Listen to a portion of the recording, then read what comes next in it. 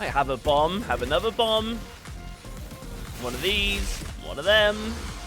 Boom. Love it. This build is so satisfying. All right, and we finished 11 minutes 48. Plenty of time. What's up, everyone, and welcome back to another video. My name is Ben Lee. I make multiple videos on Outriders every single week. Tips, tricks, guides, builds, you name it. I'm also going to be covering a little bit of Biomutant, as that looks really cool and a bunch of you said you'd like to see me cover it. And I've also started live streaming. It's been going incredibly well and the support has been amazing. So if you guys are interested in that, be sure to go down and hit that subscribe button. Also hit that like button. The streaming has been right here on YouTube, so you don't even have to leave the platform. Very convenient. So hit that subscribe button. You'll be able to be notified when I go live. Don't be like Dave here. Come on, Dave. You can do it. But with all of that out of the way, guys, today I've got an amazing pyro build for you. It's absolutely incredible. The damage is massive, but it's also probably one of the best builds in the game for co-op play. Not only does it have absolutely insane, and I mean insane, AoE and single target damage, it's also really fun to play, super satisfying. When you get a thermal bomb kill on a elite such as a Broodmother or a Behemoth, it's so satisfying. I cannot tell you how good it is. But not only that, this is absolutely incredible for solo play, so you'll be able to farm CT15 content absolutely no problem at all. It might also be one of the single best builds as well that you could have for team play for Eye of the Storm. It's quite flexible, and as usual I'll go over some of the mods and things that you could change, as well as the skill tree. This one is incredibly flexible when you compare it to my Trickster builds, so there's loads of choice and things for you to be able to get the build exactly how you want it. So starting off with our skills, we have Heat Wave, Thermal Bomb, and Overheat. Heat Wave is great. We have 3 of them in our build, and this is because we use a mod called Burnt Out, which will debuff your enemies by 25%, and it stacks every time you use it. Then we have Thermal Bomb. This is another debuff with another mod we use called Branded, and I'll go into that one a bit later. And we also have Overheat here. This one is absolutely amazing for ad clear. I couldn't believe it when I first started playing with this build, how far Overheat hits. It basically just hits everything on the section of map that you're on, and it does a fair old bit of damage to everything, and it just whittles down all the ads on the outside of the map.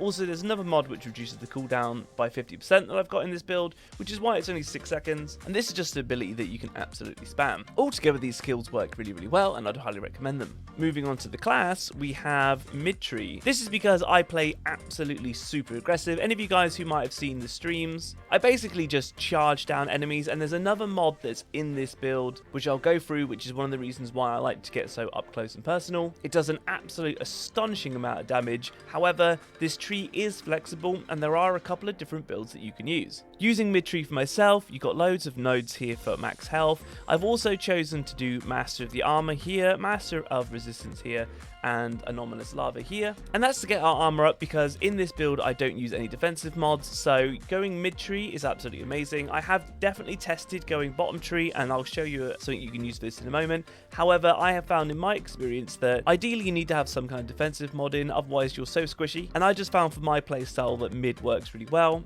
You'll absolutely blitz through CT15 content, no problems whatsoever. It's crazy how much damage you do while basically going a full tank build. We've even taken skills such as Unquenchable here for extra skill leech, just to make yourself really tanky and survivable. But there are a couple of things you could change. For example, I've got Extinction in here, and this increases damage by 20% against enemies below 30% of health. So it's basically an execute ability, and it's absolutely brilliant for just taking out elites faster. However, if you want to do more support based, or you just want more CC, then come up here and take Incinerate, and that's the moment burn ends on the enemy, inflict ash status. This could be really, really good if you've got Master Consumer. I don't have that mod at the moment, so I'm not currently using Incinerate. However, I feel this tree works really, really well. We've also come down and picked up the World Ablaze here, and that's to reduce the cooldown of your Overheat, to just do more damage that way. Going down the Tempest skill tree down the bottom, this is going to give you a lot more cooldown reduction on your Overheat, as well as more damage, so you'll be able to take out ads a lot faster. You'll be significantly more squishy.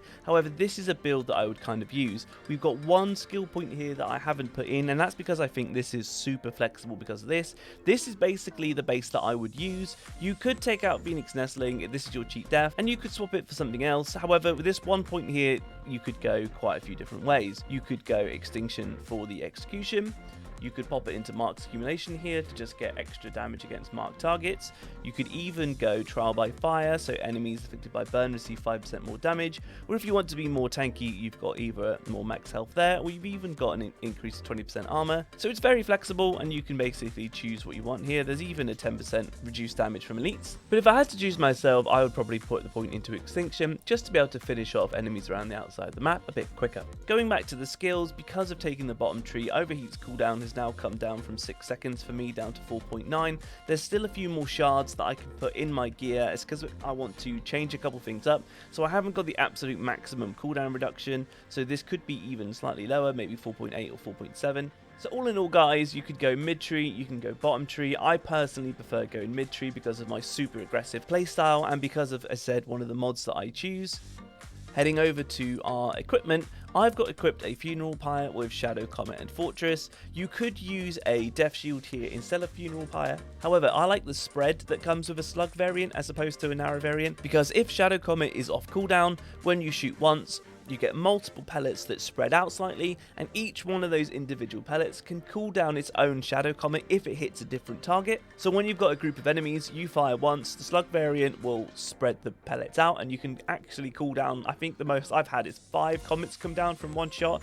It's absolutely hilarious. The damage is incredible because of massive AoE from all of those Shadow Comets, and it just feels really nice and it's really good to play with. We've also put Fortress on this because Fortress, you receive up to 43% damage bonus based on your armor. I don't believe your armor has to be too high to receive a full 43%, but this affects your skills as well as your Shadow Comets and also just any other damage you do. So it's absolutely incredible, and it just buffs up the whole build.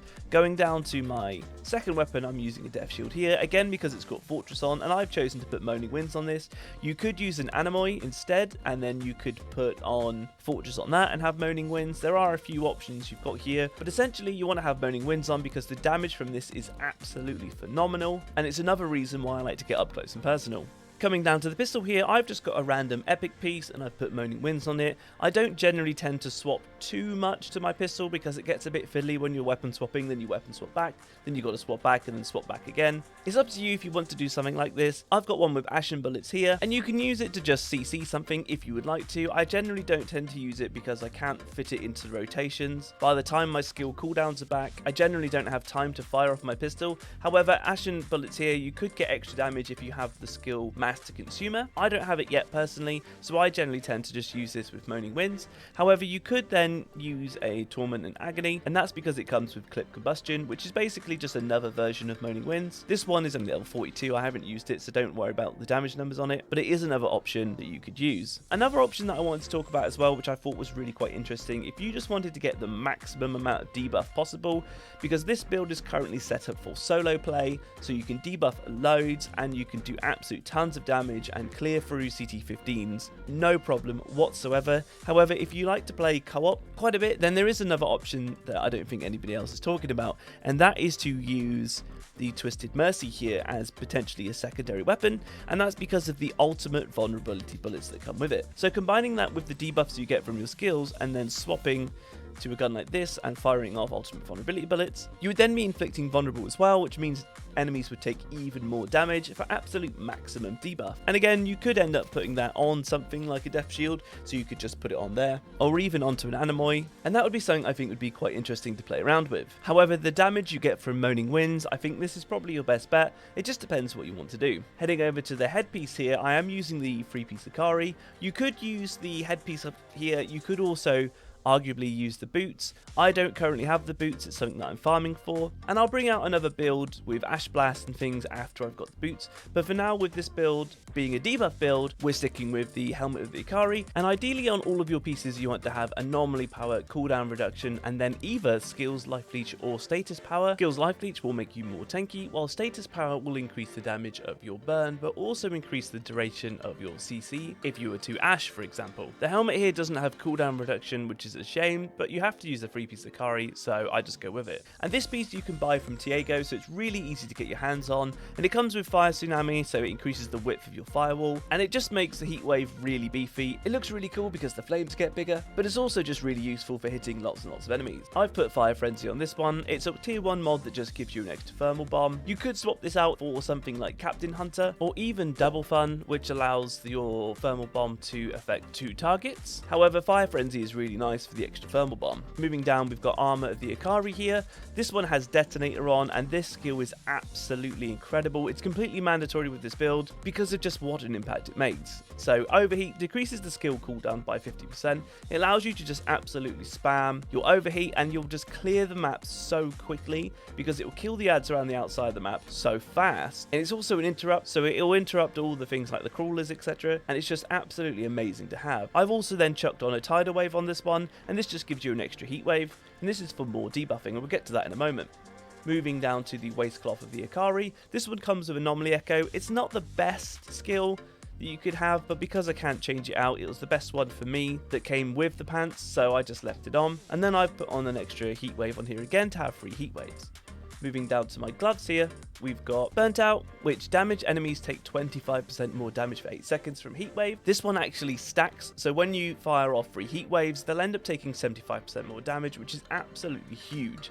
It's completely mandatory for this type of build, and I highly recommend it. On here as well, we have Branded. This one is another one that's absolutely mandatory, and the reason why we're using Thermal Bomb in the first place, and it's enemies affected by the skill receive 40% more damage. So you have 2 Thermal Bombs to be able to either hit one target with 2 and debuff them hugely, or be able to spread it out if there's like 2 alphas, for example, and you want them both to take a bit extra damage.